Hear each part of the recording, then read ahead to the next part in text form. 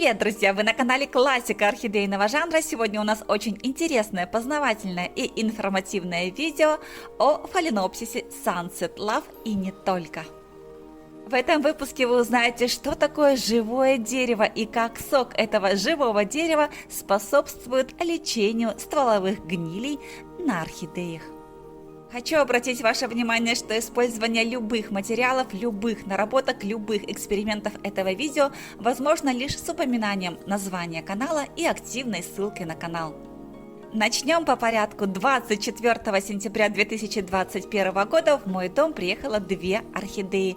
Два фаленопсиса. Фаленопсис Sunset Love и фаленопсис Buttercup. Оба фаленопсиса проделали долгий путь, ведь, как я уже говорила, в нашем городе очень сложно купить красивые сортовые орхидеи, поэтому я покупаю свои растения через интернет или в других городах. А это значит, что самостоятельной возможности выбора растения у меня нет. Что приехало, то мое. В этом видео я буду очень подробно рассказывать и проговаривать все тонкости, потому что каждая деталь, каждая мелочь имеет значение. Итак, первый вечер дома я как раз таки обдумываю мысли о видео об азбуке для начинающих и снимаю вот эти растения. Как поступить с растениями после приобретения, как их успешно и быстро адаптировать, обо всем.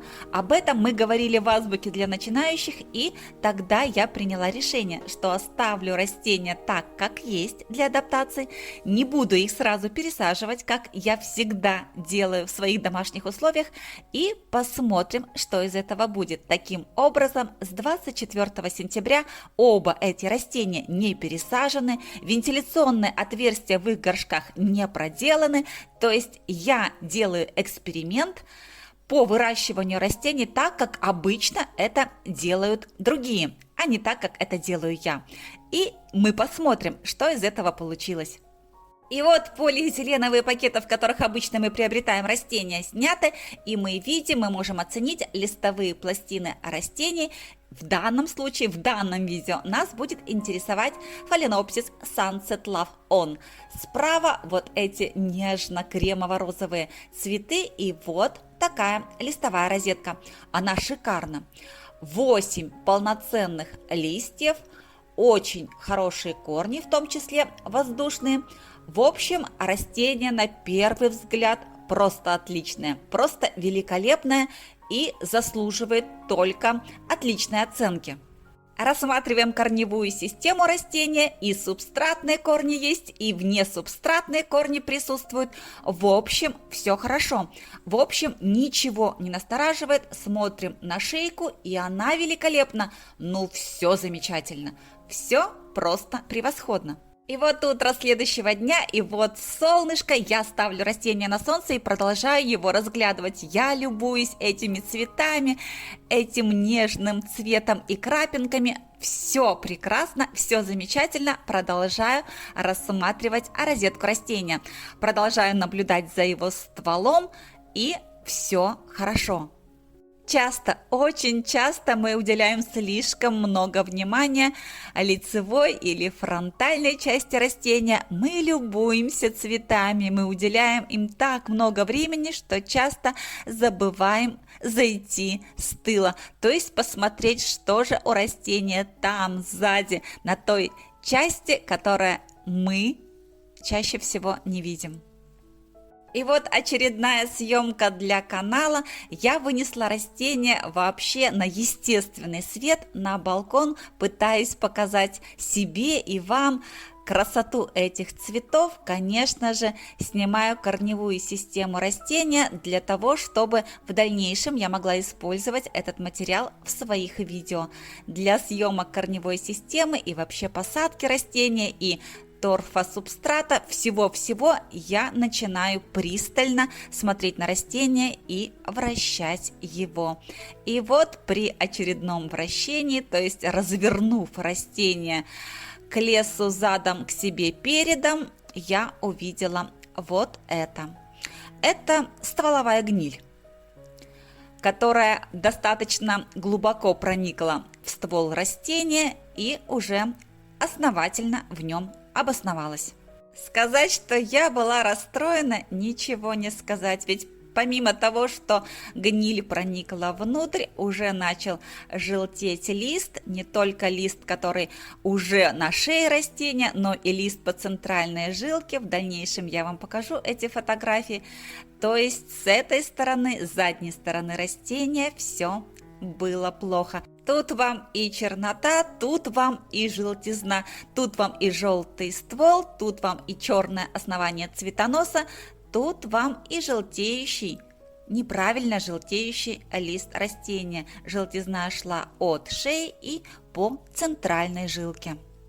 С этими фото и видеокадрами я, конечно же, обратилась к продавцу. Нет, не для того, чтобы предъявить претензии, ведь такое случается, и это естественно. Каждое растение по-разному реагирует на стресс изменения условий, на стресс нахождения в пути, в дороге. Поэтому не это я хотела рассказать продавцу. Я хотела показать ему, как бывает, для того, чтобы продавец был в курсе, как могут развиваться события и как, казалось бы, здоровое растение в один момент, в один час может превратиться в больное. Для тех, кто смотрел вчерашний анонс к видео, знают, что ответил продавец, но посмотрели анонс немногие, и поэтому я вставлю отрезок или кусок разговора с продавцом и в это видео. Так, ну я бы, конечно, ну ты не преемник этого, я бы сняла лист с этой чернотой и под ним подмазала. Ну, то есть более уменьшенное место с чернотой. Вот, иначе она расползется и пойдет дальше. Так, может, надо это пренебречь своими правилами в этом случае. Для тех, кто не знает, снять лист – это значит развести его по центральной жилке и оборвать. Подмазать значит обработать фунгицидом. Стала ли я все это делать? Нет, друзья, я не стала. Я стала искать другие пути выхода из сложившегося положения. Для тех, кто не знает, на канале давно и успешно используется сок алоэ. Нет, друзья, сейчас мы не будем использовать сок алоэ, просто под одним из видео об алоэ зрительница канала Тамара Чуксеева мне написала. Про сок алоэ слышала, применяла, вот только аптечный, из бутылочки. Как-то так, ничего не поняла. Зато есть толстянка, то есть денежное дерево. И о его живительном соке тоже читала много полезного. Хотелось бы от вас услышать, возможно ли применение для орхидей. Тогда, друзья, этот комментарий прочно засел в мою голову. В моей жизни никогда ничего не случается просто так. Каждое появление такого комментария я расцениваю как знак, который нужно проверить, исследовать, еще раз перепроверить, а потом рассказать вам. И уже тогда, 2 месяца назад, я начала изучение толстянки, или, иначе говоря, живого дерева или денежного дерева. Не поверите, друзья, сколько я не искала, я перерыла весь интернет, но ни одного видео или ни одного текстового источника информации о применении толстянки на растениях я не нашла. Вот никто и никогда не додумался и не догадался использовать сок толстянки на растениях. На животных, пожалуйста, для кошек, для собак, для человека очень много разных рецептов, пожалуйста. Но чтобы сок толстянки использовался для лечения растений, таких данных в интернете нет. Поэтому, друзья, если кто-то решит использовать материалы по использованию толстянки на растениях, я еще раз призываю вас дать ссылку на этот канал и рассказать об источнике приобретенной вами информации. Так, друзья, толстянка, известная как денежное или живое дерево, относится к семейству толстянковых. Этот род насчитывает 350 видов, большая часть которых растет в Южной и тропической Африке, а также на Мадагаскаре. При этом ее лечебные свойства известны почти во всем мире. толстянки множество названий. Это живое дерево, денежное дерево, красула, медвежье ушко. Многие считают, что это комнатное растение способно притягивать деньги, поэтому его часто ставят в офисах и квартирах. Однако это растение обладает еще и полезными целительными свойствами. Издревле толстянку наделяли магическими свойствами. Фэн-шуй – это денежный талисман и оберег, который приносит в дом достаток. Считается, что толстянка реагирует буквально на все. Она воспринимает энергетику, ссоры, скандалы, забирает негатив. Многие считают, что для активизации магических свойств дерева за ним надо правильно ухаживать, учитывая лунный календарь при посадке и пересадке. Толстянка улавливает не только энергетику, она может реагировать на состояние здоровья людей, живущих в доме. Растение умеет болеть вместе с человеком. А теперь, друзья, внимательно слушайте лечебные свойства толстянки. Вещества, входящие в состав листьев, обладают противовирусным эффектом, поэтому сок активно применяется для лечения ОРВИ и герпеса. Второе – противомикробные свойства. Сок листьев толстянки может бороться с некоторыми грибками и бактериями. Ранозаживляющее свойство. Сок листьев ускоряет регенерацию тканей, поэтому при порезах, ожогах и травмах мякоть листьев прикладывают к поврежденному участку.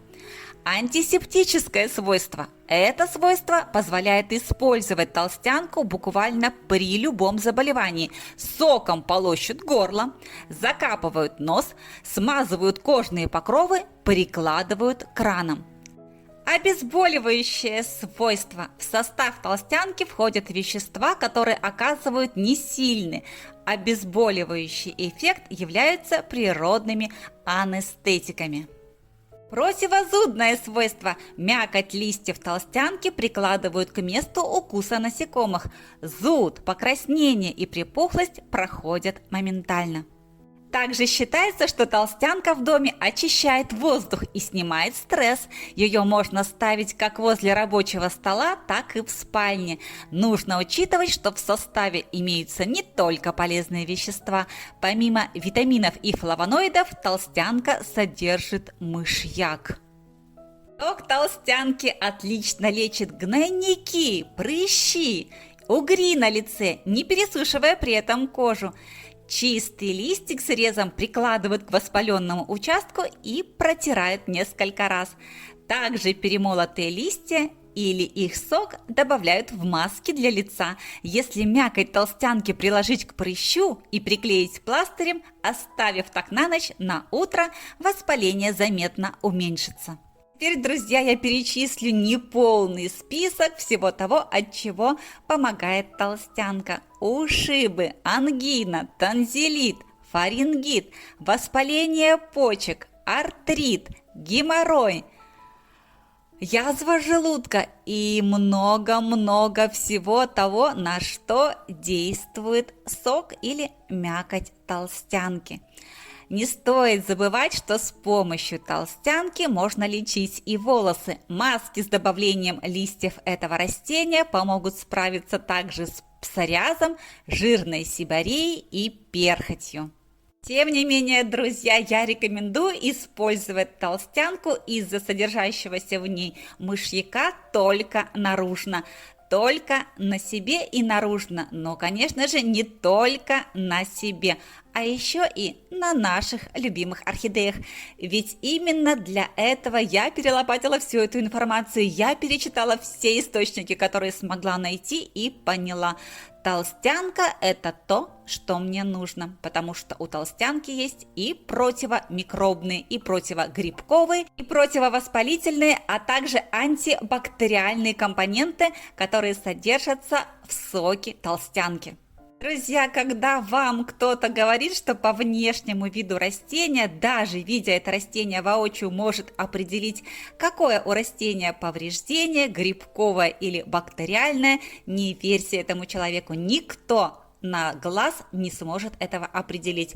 только лабораторный анализ. Я изучала биохимию, изучала очень успешно и знаю, что только лабораторные анализы могут показать суть вашей проблемы, суть черноты, суть любого воспаления, суть любого поражения орхидеи. И пока вы не сделаете этот лабораторный анализ, вы не поймете. Поэтому, когда на глаз многие начинают применять антибиотики или фунгициды, результат не всегда есть, потому что угадать суть проблемы очень сложно, угадать практически невозможно. Сок толстянки соответствовал всем тем требованиям, нуждам и потребностям, которые у меня были. Он обладал и антибактериальными свойствами, и противогрибковыми свойствами, и противомикробными свойствами. Все то, что нужно было орхидее для того, чтобы справиться с имеющейся проблемой.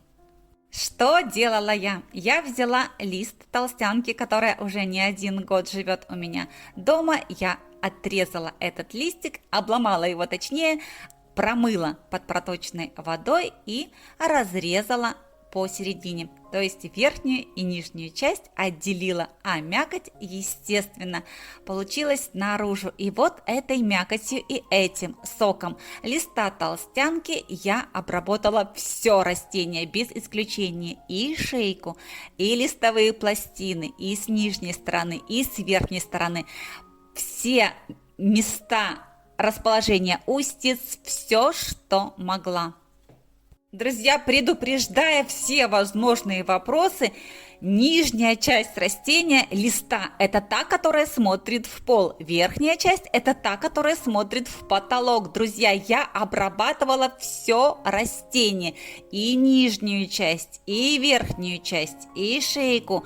И даже капала этим соком в ту рану или в то отверстие, в ту черноту, буквально заливая сок толстянки внутрь шеи орхидеи. Вот в это черное дупло, вот туда я тоже закапывала сок. Друзья, слово «везде» означает «везде». И сверху, и снизу, и сбоку, везде. Вот буквально брала лист толстянки и терла им все без исключения на растении, каждый сантиметр листовых пластин и ствола или стебля растения. После первой обработки соком толстянки раневая поверхность растения и его шея выглядели уже вот так. Посмотрите, пожалуйста, на свои экраны. Желтизна перестала распространяться, а черная часть растения будто бы стала затягиваться. Она стала вот такой. В некотором роде мне даже показалось, что поверхность как будто бы обожжена, как будто бы какой-то термоожог, то есть она как будто бы вся вздыбилась, возбудилась. При этом, при всем, та зона поражения или воспаления, которая была на шее, шея была как будто бы припухшая, болезненная. Так вот, то воспаление уже спало, шейка стала более спокойной. Вы посмотрите, уже видны улучшения, но тем не менее, вот такой результат меня еще не удовлетворил. И поэтому я продолжила обработки растения соком толстянки. Сейчас на ваших экранах вторая обработка растения. Я пальцами проверяю тургор. Тургор отличный, хотя был уже не важнецким. Тургор прекрасный, желтизна перестала распространяться, и даже то пожелтение на листе, которое шло от центральной жилки, даже оно остановилось. И вот второй раз я снова беру лист толстянки и снова соком толстянки натираю все растение без исключения, начиная от нижних листовых пластин и продвигаясь к верхним, и нижнюю часть листа, и верхнюю, все как всегда. Вот, друзья, вот состояние растения после второй обработки, когда сок толстянки впитался и растение подсохло. посмотрите на результат после второй обработки.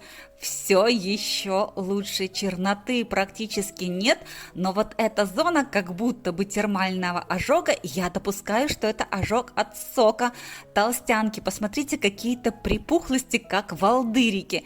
Вот эти места, конечно же, меня смущали, потому что я не понимала, что происходит в организме растения. Вот здесь на видеокадрах они отчетливо видны. Вы посмотрите, такие вздутости, как будто бы вздутости на пораженном месте. Чернота по краям еще присутствует. Обратите внимание на нижние места. Вот там было раньше черное, а теперь это черное просто подсохло. Вы посмотрите. То есть это очень интересный результат. Мне уже было крайне любопытно. Я понимала, что процесс лечения идет. После начала лечения прошло пару недель. Растение при этом, при всем, чувствовало себя великолепно, просто превосходно. Я понимала уже тогда, что опасность миновала, и мне периодически уже хотелось поделиться с вами своими результатами, но я понимала, что некоторых это может не удовлетворить. Может быть много скептиков, много критиков, и я решила для себя, что хотя бы месяц после начала эксперимента я должна соблюдать тайну, то есть не должна об этом рассказывать и продолжать свои обработки. Тем не менее, уже на этом этапе я поделилась своей радостью с продавцом орхидеи, на что она сказала: не то чтобы не верю, я требую продолжения эксперимента, ответила Ольга, и мне не оставалось ничего другого, как эксперимент продолжать, а с ним и продолжать обработки. И вот, друзья, я фиксирую общее состояние растения на начало третьей обработки, третьего этапа восстановления этой орхидеи. Я снова беру лист толстянки, снова разрезаю его напополам и начинаю новую обработку. Друзья, перед тем, как вы начнете в комментариях у меня спрашивать, сколько мне потребуется обработок соком толстянки, сколько самого сока мне потребуется и так далее, то есть какие-то определенные тонкости, я вам скажу. Я не знаю, друзья, все мы находимся в разных условиях, и у всех разные растения с разным иммунитетом, с разной степенью поражения. Сколько обработок потребуется конкретно вашему растению, я не скажу. Сколько сока и в какие места его следует и чем его следует нанести, я вам тоже не скажу. Я скажу вам то, как получилось у меня. В моих домашних условиях мне потребовалось три обработки соком толстянки конкретно моего растения в той стадии заболевания, в которой было конкретно мое растение. Вот, друзья, к третьему разу я поняла, что я буду рассказывать об этом вам. И вот третью обработку я практически уже фиксировала для вас. Вот лист толстянки. Лист уже был желтеющий, потому что я понимала, что мне по сути уже не так важна эта обработка. Я разрезаю этот лист пополам. Посмотрите, какой он сочный. И вот так, этим листом я прикладываю к пораженному месту, выдавливаю сок прямо на это место и фиксирую в этом месте лист толстянки. Конечно, в таком толстом и сочном листе толстянки очень много сока, и поэтому не пропадать же добру, подумала я, и начала возюкать этим листом по всем листьям орхидеи. Нижняя часть, как всегда, верхняя часть, как всегда. Я снова полностью извозюкала, а растение, как говорится, хуже точно не будет. Остаток листа толстянки или его вторую часть я приложила к шейке растения. Приложила, придавила и оставила на какое-то время. Зачем я это сделала? На что я рассчитывала?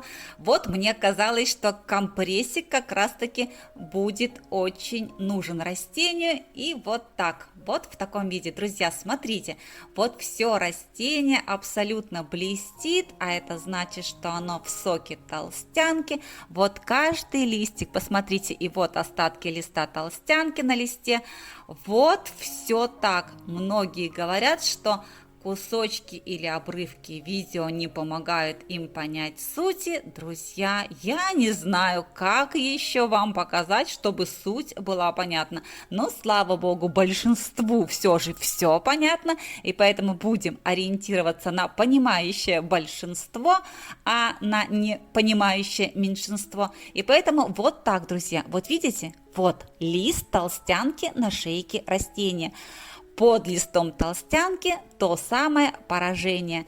Я плотно прижимаю лист толстянки к пораженному месту и вот так оставляю на несколько часов.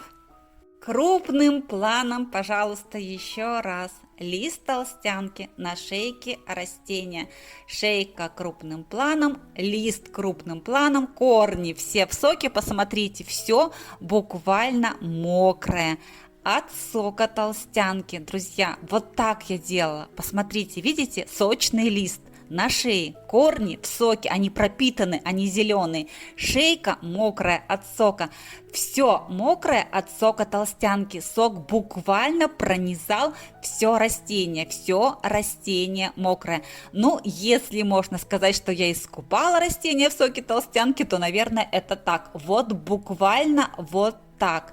И сейчас буквально через несколько секунд вы увидите растение после того, как оно высохло вместе с этим соком. И когда я убрала этот так называемый импровизированный компресс с шейки растения. Итак, друзья, результат.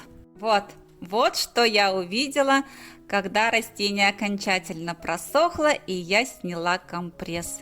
Друзья, сказать, что вот это меня удивило, я просто была шокирована. Ну теперь просто не было ничего того, что раньше меня так пугало. Желтизны на стволе, на стебле растения не было совсем. Чернота ушла отовсюду, даже с тех мест, которые были не на месте поражения, а рядом, на листе. Друзья, ну вот эта картина даже намека не давала на то, что раньше было на этом растении. Как такое может быть? Глазам своим я не верила. Не верила своим глазам, подумала, может, продавец что-то увидит, и отправила видеозапись ему. То, что Ольга была шокирована и поражена, тоже можно сказать абсолютно точно. И вот тогда она сказала: готовь материал, это должны увидеть все. Ну такого просто не может быть. Неужели такое бывает? Просто от сока растения, который практически в каждой квартире есть, друзья. Это ведь абсолютная сенсация. Это просто невероятная новость. Невероятная новость и восхитительный результат.